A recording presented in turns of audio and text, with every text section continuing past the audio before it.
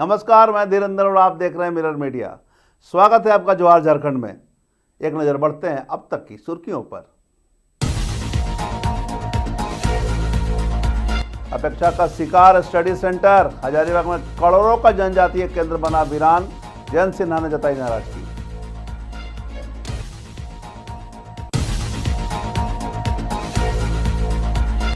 निरसा में प्रखंड स्तरीय किसान मेला, विधायक रूप चटर्जी ने किया उद्घाटन।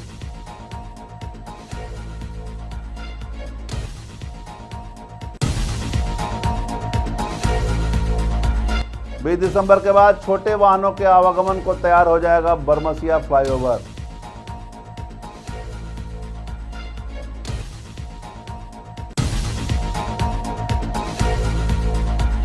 शराब घोटाले पर आर पार, बाबूलाल मरांडी ने उठाई सीबीआई जांच की मांग, मुख्यमंत्री की भूमिका पर उठाए सवाल।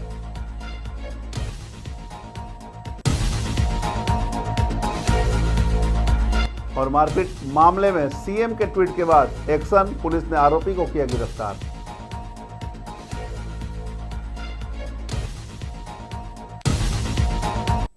और अब खबरें विस्तार से।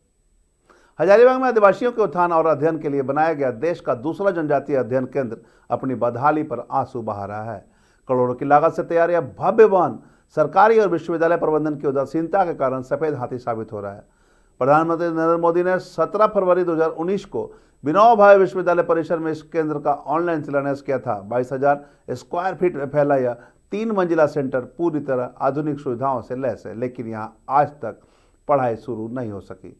पूर्व सांसद जयंत सिन्हा ने केंद्र का अवलोकन किया और राज्य सरकार पर तीखा हमला बोला। उन्होंने कहा कि एक और सरकार आदिवासी कल्याण की बात करती है तो दूसरी ओर उनके अध्ययन के लिए बने केंद्र को वीरान छोड़ दिया है। उन्होंने मांग की है कि इसे जल्द से जल्द शुरू कर पीएम मोदी के सपने को साकार किया जाएगा। ये मेरा सिर्फ ड्रीम प्रोजेक्ट नहीं था, ये पूरे क्षेत्र के लिए एक मील का पत्थर साबित होने वाला था।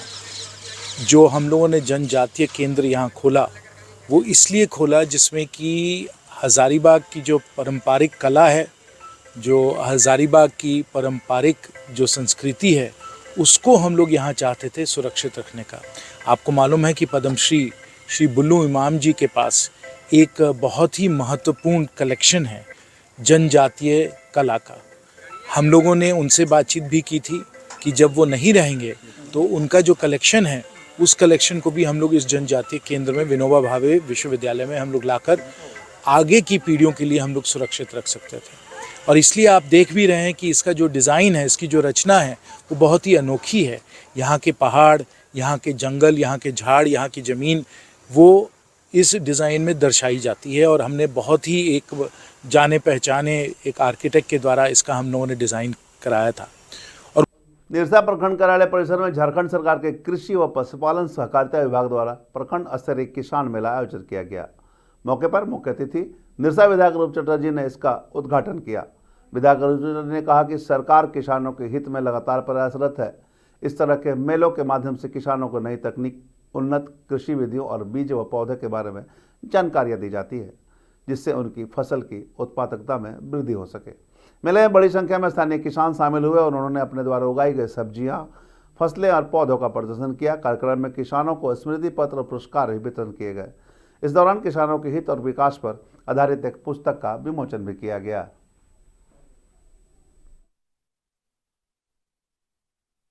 ज़्यादा से ज़्यादा फसल करते हैं और अच्छे मतलब वैराइटीज़ का करने की कोशिश करते हैं, तो सरकार की तरफ से भी मदद होती है और सरकार तकनीकी रूप से भी हर तरीके से मदद करने की कोशिश करती है। तो ये प्रदर्शनी में आगे भी काफ़ी लगे हैं निरसा क्षेत्र में। निरसा के विभिन्न इलाकों से किसान जो है अपने अपने फसल को यहाँ दिखाने की कोशिश करते हैं, प्रदर्शनी में लाने का काम करते हैं और भविष्य में और अच्छे क्वालिटी का चीज़ों को इस क्षेत्र के लोगों को दें।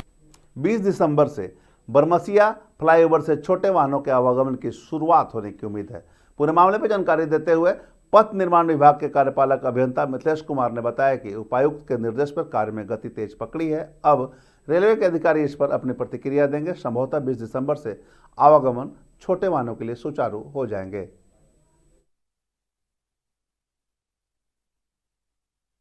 रेलवे के द्वारा कार्य कर दिया गया है। हमने कल सीनियर डीएन से बात किए थे, कार्य पूरा हो गया है, क्यूरिंग का कार्य चल रहा है। जैसा कि उपायुक्त महोदय भी द्वारा बताया गया था कि 20 तक संभवतः उसको चालू कर दिया जाएगा। आशा है कि 20 तक हम लोग चालू कर सकते हैं छोटी गाड़ियों के लिए। छोटी गाड़ियों के लिए शुरू हो जाएगा। हाँ, वो रेलवे से थोड़ा बात कर लेंगे, लेकिन उपायुक्त महोदय का आश्वासन दिया गया, वो लगता है हो जाएगा। गुरुवार को भाजपा प्रदेश कार्यालय में नेता प्रतिपक्ष बाबूराम मरांडी ने शराब घोटाले को लेकर प्रेस वार्ता किया और इस मामले में गंभीर बताते हुए सीबीआई जांच की मांग की है। मरांडी ने कहा कि अधिकारियों के एक जैसे बयान संदेह पैदा करते हैं और इससे बड़े लोगों को बचाने की कोशिश दिखती है। उन्होंने मुख्यमंत्री की भूमिका पर भी सवाल उठाए हैं और एसीबी की निष्पक्षता पर संदेह जताया है।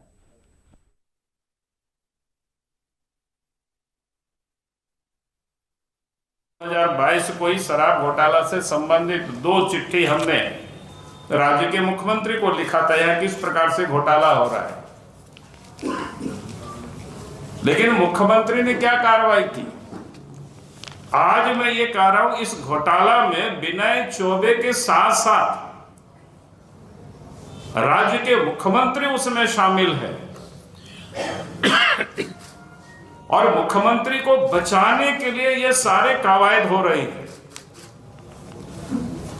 इसलिए मैं राज्य के मुख्यमंत्री से मैं मांग करता हूं कि वास्तव में अगर इसमें ये सारे कोई लोग इन्वॉल्व नहीं है तो इस मामले को सीबीआई से जांच कराया जाए, ताकि ये पता चले ये एसीबी वाले जो नौटंकी कर रहे हैं बार बार, जो कि एसीबी के भी जो डीजी है उनके ऊपर भी करप्शन का कई चार्जेज है। इन लोगों से निष्पक्षता की कैसे उम्मीद की जा सकती है? सारे इतना डरपोक अफसरों को महत्वपूर्ण जिला में डीसी बना करके रखे हुए हैं। एक शायद रामगढ़ में है, एक शायद टाटा में है। जब ये किसी भ्रष्ट लोगों की दबाव को ये लोग सही काम नहीं कर सकता है तो इन लोगों से सही उम्मीद कैसे की जा सकती है काम की? तो ऐसी कमजोर अफसरों को तो मुख्यमंत्री को हटानी चाहिए इस प्रकार के पदों से। ये दोनों तरफ कहीं ये बैठता नहीं है ताल में। एक तरफ अगर उनको महत्वपूर्ण डीसी बना के रखे हैं और दूसरी तरफ ये लोग सचिव के दबाव में गलत करते हैं। हजारीबाग के बरही में बच्चों के बीच हुई मामूली कहासुनी ने गंभीर हिंसा का रूप लिया। बरही थाना क्षेत्र के हरिनगर इलाके में क्रिकेट खेल के दौरान 2 नाबालिगों के बीच हल्की नोकझोंक हुई, जो देखते ही देखते बर्बर मारपीट में बदल गई। आरोप है कि एक बच्चे के चाचा ने गुस्से में आकर दूसरे नाबालिग को बेरहमी से पीट दिया। घटना का वीडियो किसी स्थानीय व्यक्ति ने मोबाइल कैमरे में रिकॉर्ड कर लिया, जो सोशल मीडिया पर तेजी से वायरल हो गया। वीडियो सामने आते ही इलाके में आक्रोश फैल गया और लोगों ने आरोपी के खिलाफ सख्त कार्रवाई की मांग शुरू कर दी। मामले की गंभीरता को देखते हुए पीड़ित बच्ची की मां ने बरही थाना में लिखित शिकायत दर्ज कराई। शिकायत मिलते ही पुलिस ने त्वरित कार्रवाई करते हुए आरोपी को गिरफ्तार कर लिया। वहीं घटना को लेकर झारखंड के मुख्यमंत्री हेमंत सोरेन ने भी संज्ञान लिया। मुख्यमंत्री ने सोशल मीडिया के माध्यम से मामले में त्वरित और कठोर कार्रवाई के निर्देश दिए। बरही अनुमंडल के एसडीपीओ अजित कुमार विमल ने बताया कि नाबालिग के साथ मारपीट कानूनी अपराध होने के साथ साथ अमानवीय कृत्य है। आरोपी के खिलाफ सख्त धाराओं में मामला दर्ज कर आगे की कानूनी प्रक्रिया अपनाई जा रही है। फिलहाल आरोपी पुलिस हिरासत में है और पूरे मामले की जांच जारी है। घटना समाज में बढ़ती असहिष्णुता और बच्चों की सुरक्षा को लेकर गंभीर सवाल खड़े कर रही है।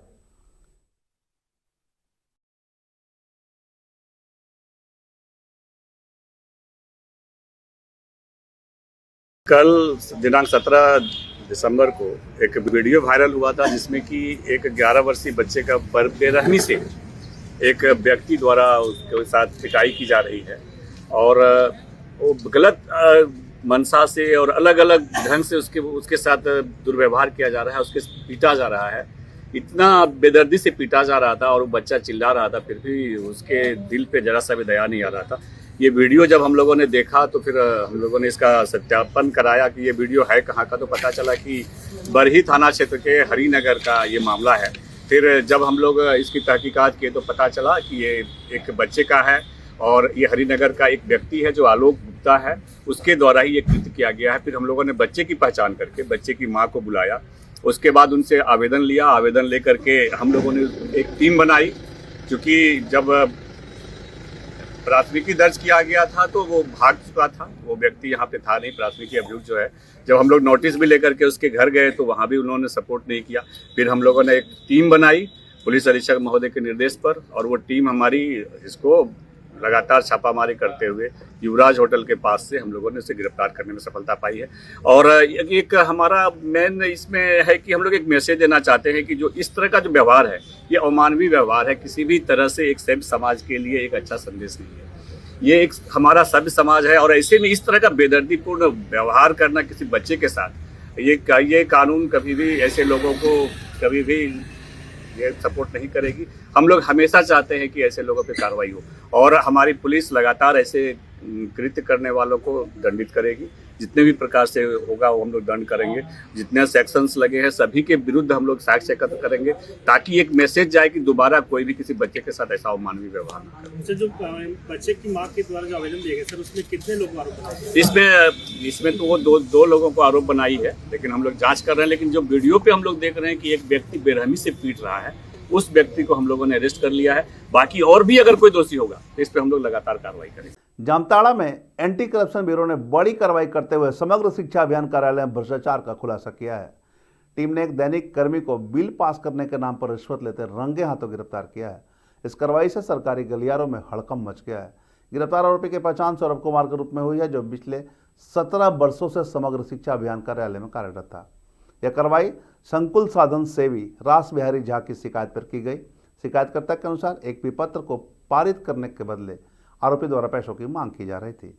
एसीबी ने जब मामले का सत्यापन किया तो शिकायत सही पाई गई। इसके बाद जाल बिछाकर आरोपी को 6,000 रुपये रिश्वत लेते रंगे हाथों दबोच लिया गया। एसीबी की टीम आरोपी को पूछताछ के लिए दुमका ले गई।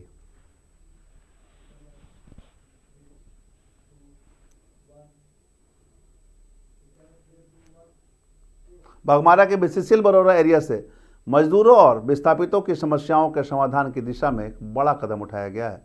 गुरुवार को महाप्रबंधन कार्यालय में बिहार कोयलरी कामगार यूनियन और प्रबंधन के बीच 40 सूत्री मांगों को लेकर महत्वपूर्ण बैठक हुई, जिसे प्रबंधन ने सकारात्मक और सौहार्दपूर्ण बताया।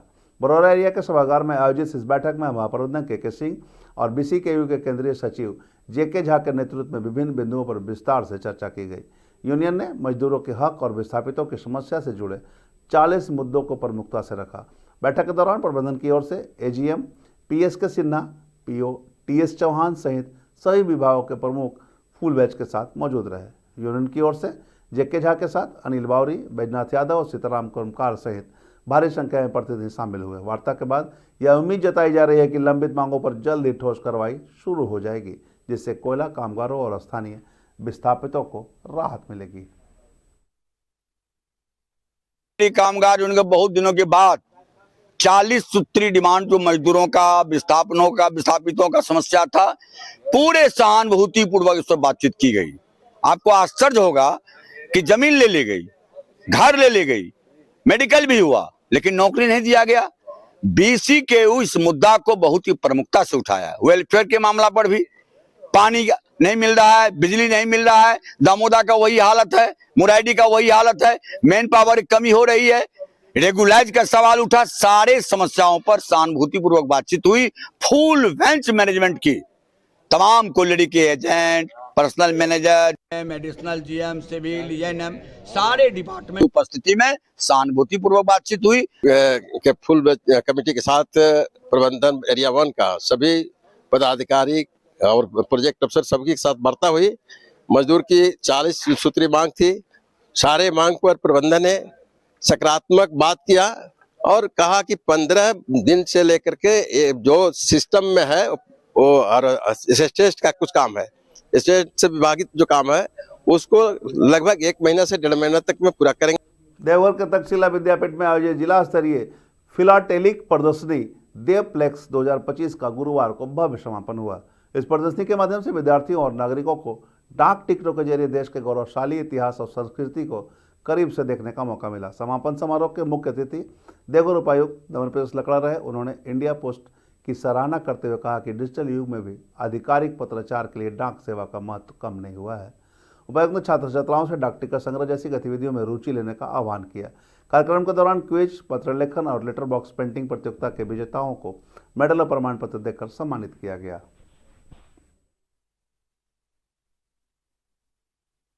आज और कल यस्टरडे 17 दिसंबर और 18 दिसंबर को इंडिया पोस्ट के सौजन्य से फिलाटेली एग्जीबिशन कंपटीशन का आयोजन किया गया, जिसमें कि स्कूली बच्चों ने और साथ ही इसमें इस फील्ड में जो इंटरेस्टेड लोग हैं उनके द्वारा पार्टिसिपेट किया गया।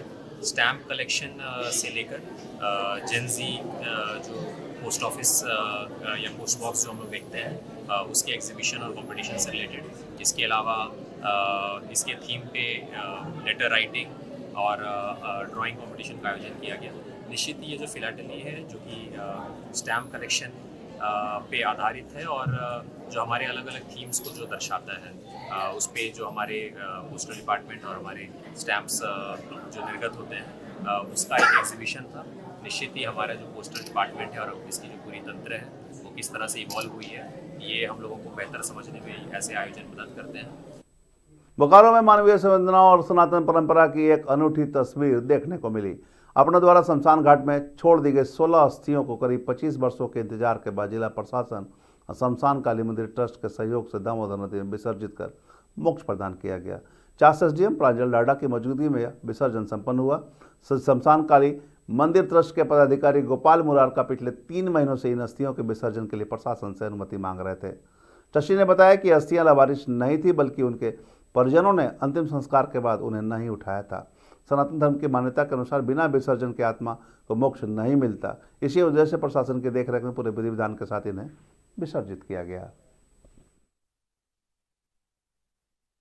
बहुत समय से ऐसी अस्थियां थी जो बहुत समय से यहाँ पे विसर्जन जिनका नहीं हो पाया था।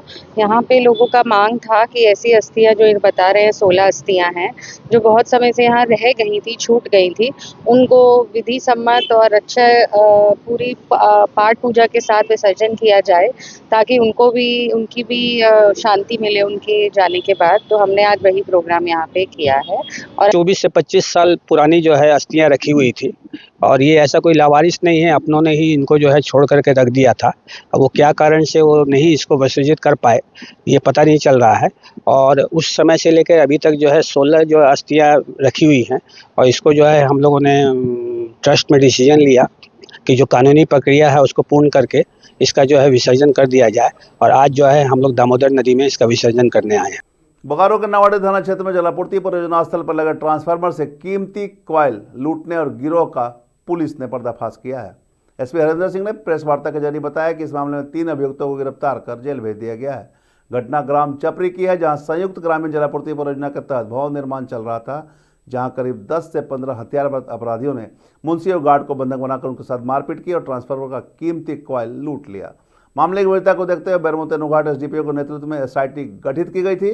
टीम ने छापेमारी कर ग्राम छोटकी कुड़ी से सुंदरलाल मरांडी, जितेंद्र मुर्मू और ग्राम अदलबेला से फूलचंद हास्ता को गिरफ्तार किया है। पुलिस गिरोह के अन्य सदस्यों की तलाश में जुटी है।